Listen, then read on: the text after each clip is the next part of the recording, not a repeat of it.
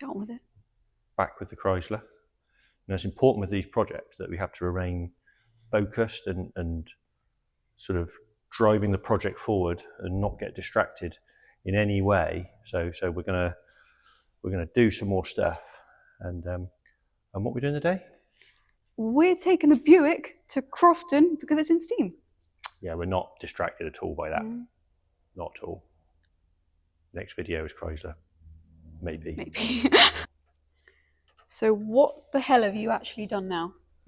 So I got the Buick out and all is good. And I inadvertently stood on the starter button while it was running, thinking it was the clutch pedal. And now I think I've buggered up the starter because it won't start. So I'm going to take the start motor off quickly and have a look. Because I've been a bit of a numpty. You're supposed to be the one that actually knows what you're doing. I know. As we've said before, not a clue. Still, fortunately, it's not too bad to get at. There might be some lying on the floor and some swearing involved. We'll just edit that bit out. Yeah, we'll edit that bit out. That'll be fine.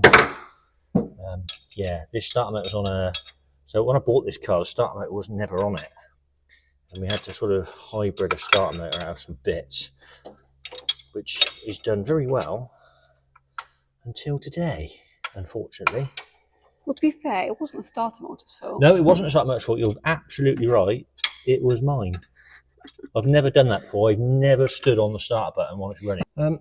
Bolts my down there. Go down. There we go. That wasn't part of the plan, but it's off. I've buggered that up, haven't I? Well, that's not good. No. That's not good. No. Oh dear. More spannerage required. Let's take that off, see if we can get into that. I think it might be toast. I think that's fine. New one. Well, That gear's... we couldn't find a new one when we had it originally. Well, that gear's technically knackered, I think is the technical term. I think the newness might have worn off it a little bit. Maybe. We might have to do some engineering. I've broken the clutch bit off the end. That would be bad too. That's what's happened. That gear is kind of eaten up and chewed to death though. Well, it was like that anyway, which is why it got turned around and welded on the first time round. Alright. Right, well that's all okay. So that's reassuring. So it's going to be in here somewhere. Oh, actually, I think all we've done, there should be a... we've done something in here. Buy an old car, they said. It'll be fun, they said. It'll be fun, they said. Well, to be fair, it would have been fun if you weren't an Well, dimwit. let's put it like this. It's better to do it in the workshop than do it out on the road. So that's the Bendix. Oh, I think I've just spun that off of there, look. That goes in there. Oh, I see. She literally just fired it off the end. Yeah. Oh, good. So that...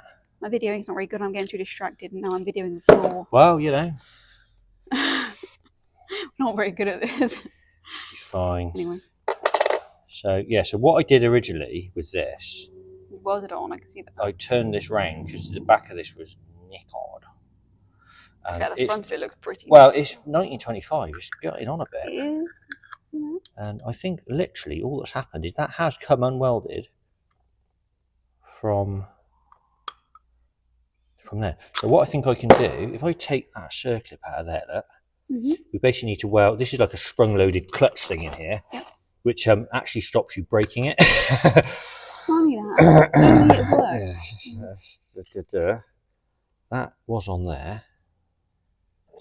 And that was on there. So I think what we can do, if we take that out, and we can weld that back on, and I think we're back in business. So this is a bit of the Bendix that holds the gear on. Basically what I've done is I've spun the weld off of there, which is what attaches that to that. So getting in there to weld that up is going to be a bit of a fiddle, I think. So I'm going to weld the washer underneath here. I think I'm just about getting there. And I'm going to weld the little cup onto the washer. That's the only chance we've got, so let's have a go. So you've got it back on. We are back in business, I think. We said that many times. We've just made things worse more times. No, We fixed them. we never make anything worse. It's always better. Okay. Oh, the leaves fell off. That's not better. Hang on. We'll edit that bit out. Do you think it will start? Is this now turned into a will it start video? It has turned into a will it Or is it start turned video. into a will the starter motor work video? I think is more the phrase we should call it. What do you reckon? I reckon it's worth a subscribe if it starts. God, you sound like a proper YouTuber. Sorry, that did sound a bit rubbish. Yeah. Ready?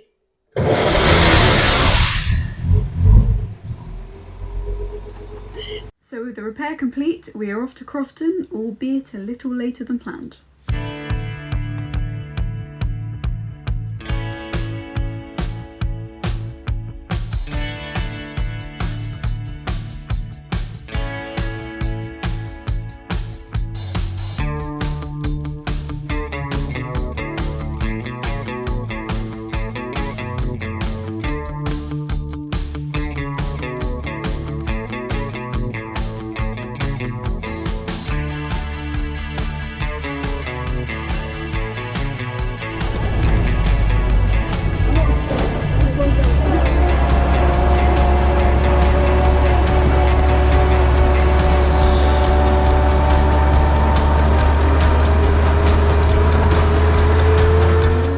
So after our little starter motor misdemeanor, we eventually arrive at Crofton. And Crofton has one of the oldest, the Bolton and Watt steam engine, which dates back to 1812. And it's the oldest working beam engine in the world, still in its original house, doing the job it was originally designed to do. And that's quite cool. And they do steam it quite regularly, and today it's in steam. So we've come to have a look.